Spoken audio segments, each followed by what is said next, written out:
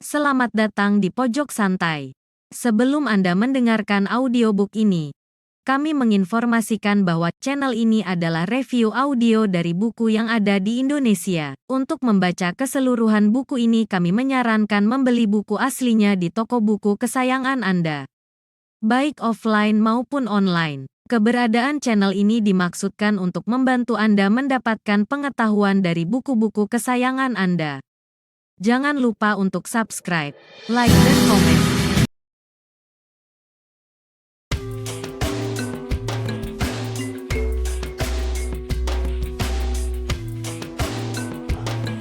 Selamat datang di Pojok Santai, channel khusus yang membahas komik dan novel dengan cara asyik. Cerita sebelumnya, Ki Panji Agung harus mengalami kekalahan telak setelah dikeroyok begal ireng dan kembar dari Tiongkok. Namun terjadi keanehan setelahnya. Ruh Ki Panji Agung menitis ke tubuh Andika. Bagaimana selanjutnya? Yuk lanjut ke Pendekar Slebor Lembah Akhirat bagian 6.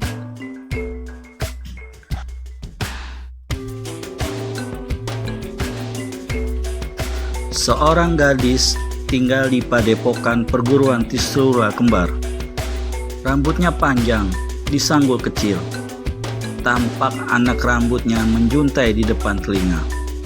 Kulitnya kuning langsat, tubuhnya langsing dan wajah ayu. Dan itu membuatnya semakin mempesona. Bibirnya yang kerap tersenyum seringkali menggetarkan kalbu laki-laki. Namanya Ningrum. Kira-kira 4 purnama yang lalu, Ningrum datang ke perguruan ini dengan mengaku sebagai tabib wanita yang tersesat di hutan sebelah selatan. Ketika mencari rempah-rempah dan dedaunan untuk bahan obat-obatan. Sejak saat itulah dia tinggal di sana. Karena kebetulan perguruan waktu itu belum memiliki tabib, maka Ki Sanca memutuskan untuk menerima Ningrum. Dan pagi ini, Ningrum tampak tengah sibuk di dapur perguruan. Tangannya dengan lincah mencari-cari daunan yang digunakan untuk obat, kemudian ditumbuknya. Setelah itu, racikannya dimasukkan ke dalam kuali dan mulai mengaduk perlahan-lahan. Gadis ini memang tengah membuat jabu godokan untuk murid-murid perguruan Trisula Kembar.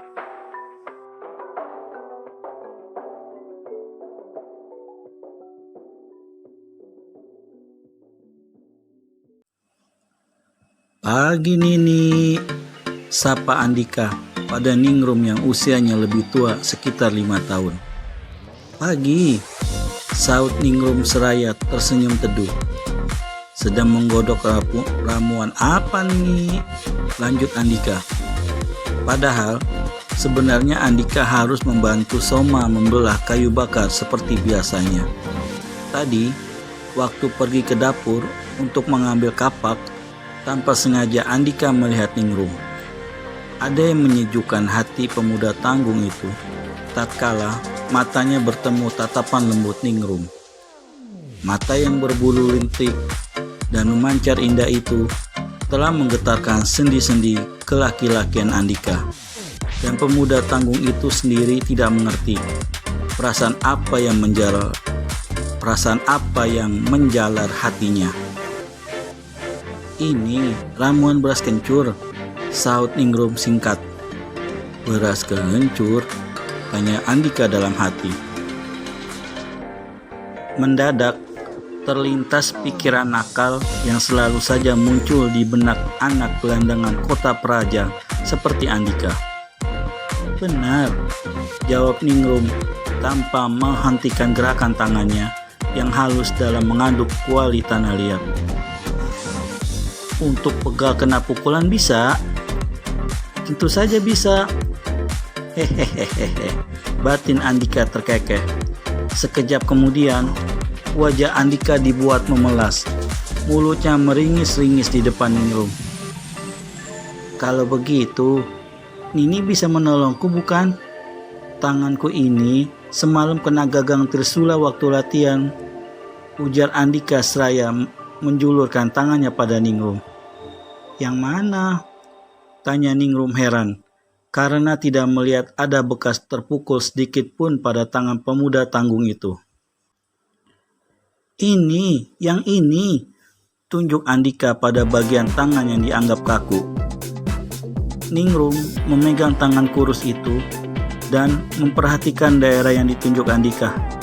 Kok tidak ada memar? Tanya Ningrum heran. Memang, serga Andika. Tapi kalau dipegang terasa nyeri. Kalau Nini tidak percaya, pegang saja. Walaupun agak sedikit mengerutkan kening karena bingung, Ningrum memijit juga bagian tangan yang ditunjuk Andika. Setiap kali ditekan, anak badung itu langsung menjerit-jerit seperti amat menderita dengan wajah meringis-ringis sedemikian rupa. Andika tidak peduli bila wajahnya di mata Ningrum terlihat seperti orang kesakitan.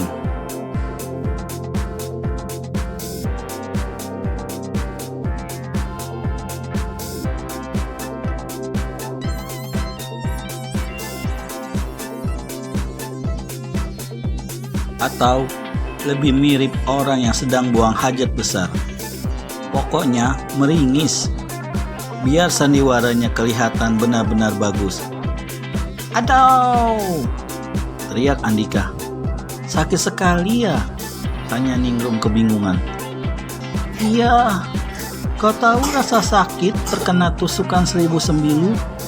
Kata Andika menggambarkan rasa sakit yang dibuat-buat.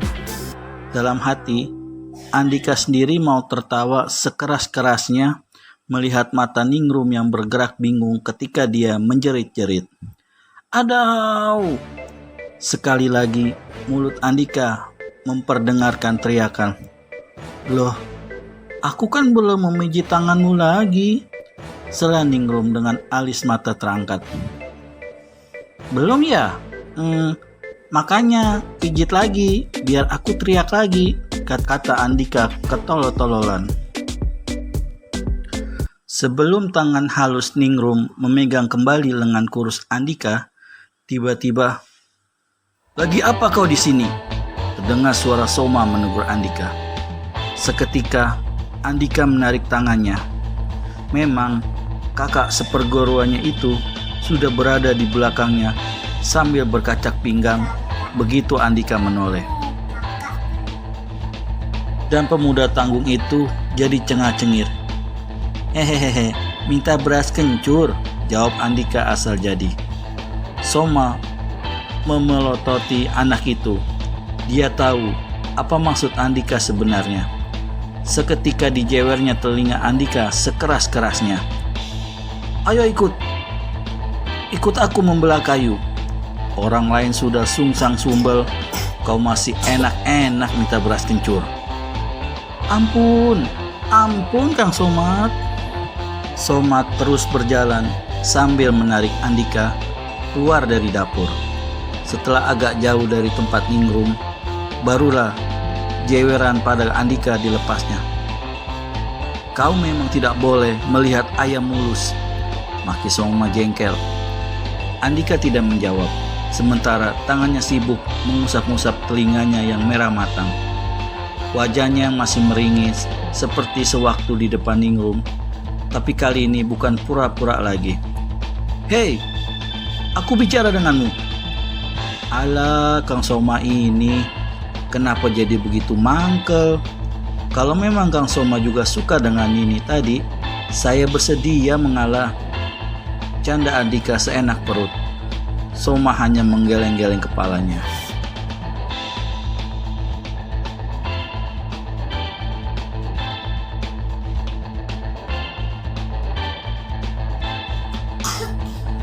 Dasar anak kecil, hardik Soma setengah tertawa. Ditamparnya kening Andika seraya berjalan ke tempat dia tadi membelah kayu. Bergegas Andika memikul kapak yang tidak sesuai dengan ukuran tubuhnya yang kurus. Segera disusulnya Soma. Kang, tunggu Kang. Nama Nini tadi itu siapa ya? Tanya Andika ingin tahu. Itulah Andika. Kelakuannya tidak jauh beda dengan anak muda seumurnya. Masih suka konyol dan bertingkah tengil. Tapi siapa yang tahu kedepannya dia akan menjadi pendekar besar. Bagaimana kelanjutannya? Segera subscribe channel ini ya. Dan jangan lupa klik logo lonceng untuk mendapat notifikasi video terbaru dari kami. Terima kasih dan sampai bertemu kembali.